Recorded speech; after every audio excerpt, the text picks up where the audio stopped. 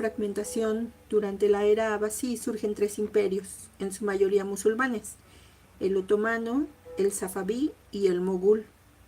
Los otomanos suníes adoptaron sus formas de gobierno conforme fueron absorbiendo e integrando los territorios cristianos y judíos.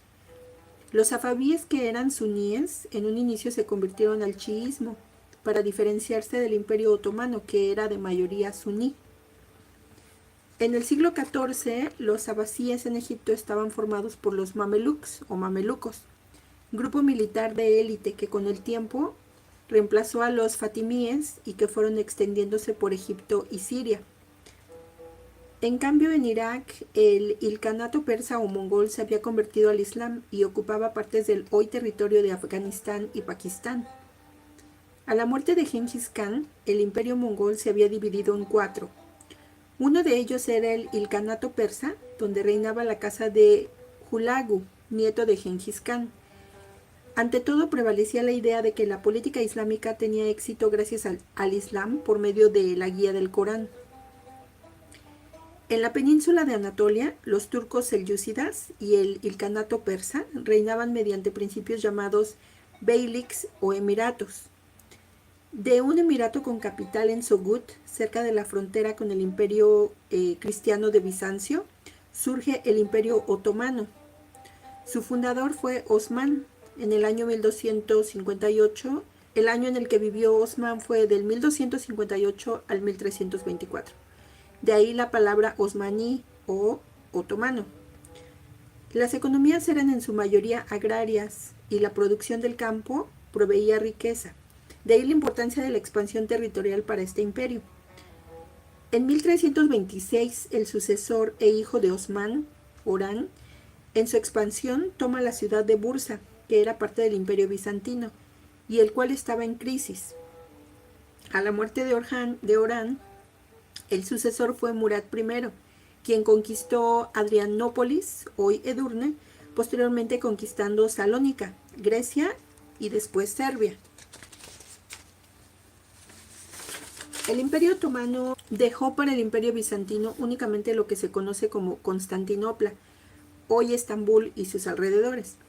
El jefe de estado era un sultán y el jefe de gobierno, así como máximo comandante militar, por debajo del rango de poder del sultán, era el gran visier. A la muerte de Murad I, su sucesor Bayezid se expandió hacia el sureste del territorio. Así, el estado otomano se consolidó en la península de Anatolia, ganando el territorio. Durante el imperio timurí o de Tamerlán, Murad I reconstituye el imperio de su padre, sentando la base de la economía, el timar. Era un usufructo sobre la tierra que no era posible heredar. El hijo de Murad I, el sultán Murad II, comienza el ascenso del imperio otomano, el cual ya abarcaba a territorios cristianos. Mantenían una política de guerra, en la cual extraían niños y jóvenes de las poblaciones cristianas para adiestrarlos como guerreros y luego burócratas al servicio del sultanato. A estos guerreros se les llamaba Devshirme, en turco Yeniseri o tropas nuevas, y en español se les llamó genízaros. En estas batallas, los ejércitos del sucesor de Murad II, Mehmed, hacía uso de la pólvora, dándole una enorme ventaja contra sus oponentes.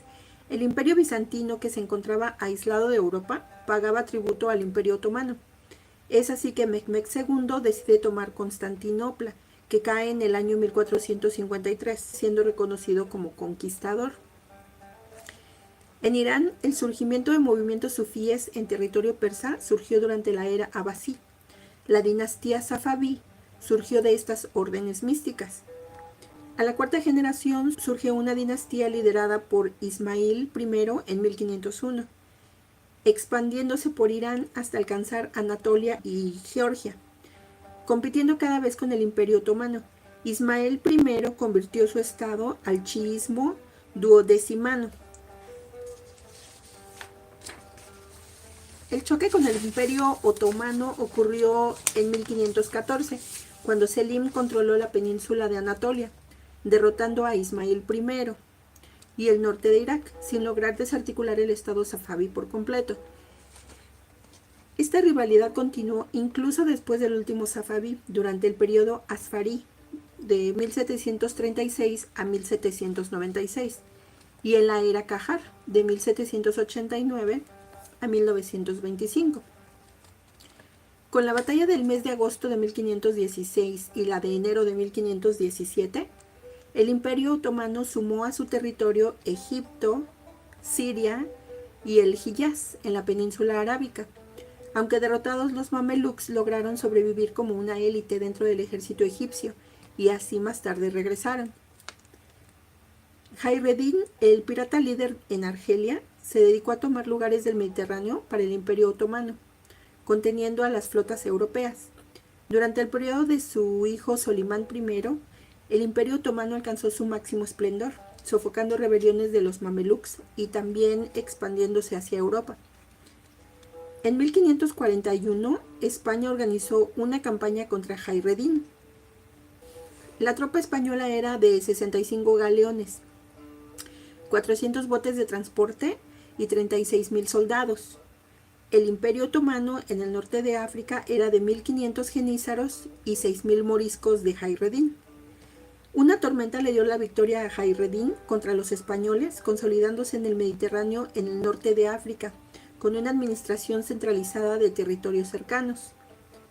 Por entonces Europa comenzaba una era de exploración. Con el descubrimiento de América en 1492, los españoles comenzaron a enriquecerse y los portugueses descubrían rutas de comercio con la India, sin cruzar territorios otomanos. Llegaron a la India por primera vez en 1498, navegando alrededor de África, estableciendo puntos de comercio sobre la ruta. El Imperio Otomano por entonces había dejado de expandirse y los jenízaros, que antes tenían prohibido reproducirse, pronto multiplicaron su población. Surgieron los gremios y el gobierno regulaba los precios en una economía cerrada. Para los otomanos comenzó a ser más redituable exportar materias primas a Europa y la producción local comenzó a caer. Los productos transformados con valor agregado de Europa llegaban a precios más elevados. Sin mucho dinero para comprar los jenízaros, se rebelaron en 1589. El Imperio Otomano tuvo una derrota en la Guerra de la Liga Santa, alianza entre el Sacro Imperio Romano, Venecia, Rusia, Polonia, Lituania, terminando así con una gran pérdida territorial para el Imperio Otomano, Hungría y la consecuente firma del Tratado de Karlowitz en 1699. Posterior a esta fecha, el Imperio Otomano comienza a replegarse, continuando así hasta el siglo XVIII. Vuelven a perder territorios después de las guerras de 1768 a 1774 y de 1787 a 1792. Por entonces Europa vive una revolución científica e industrial, generando nuevas formas de organización política y militar. Los sultanes entonces establecen misiones diplomáticas fuera de sus territorios y comienzan a adoptar costumbres de Europa. Para 1808, el norte de África estaba ya fuera de control. El virrey Muhammad Ali se preparaba para ser independiente. En Irak, los pashas mameluks suníes eran ya autónomos. En Siria y la península arábica, el wahabismo era ya abiertamente subversivo. Los jenízaros se amotinaron en 1826, quienes fueron masacrados por la caballería sipahi del sultán con ayuda del Nizam y Sedit. Mahmud II abolió el decadente sistema de los timar en 1831 y se reorganizó la administración pública, encontrando resistencia en Egipto. El Imperio Otomano logra negociar la paz con Muhammad Ali en 1840. A partir de entonces y hasta 1952, los descendientes de Muhammad Ali gobiernan en Egipto. Muhammad Ali avanza en Siria en 1831. Las revueltas en Grecia de 1821, apoyadas por Rusia, Reino Unido y Francia, obligan al Imperio Otomano a reconocer la autonomía de Grecia en 1829 y su independencia en 1832. Rusia entra en conflicto con los otomanos en 1877, quienes tienen que reconocer la independencia de Rumania, Serbia y Montenegro. Deben conceder autonomía a Bulgaria, ceder territorios a Rusia, así como darles indemnizaciones. En Europa, el imperio solo se queda con Macedonia, Albania y Tracia. Se elabora la primera constitución en 1873.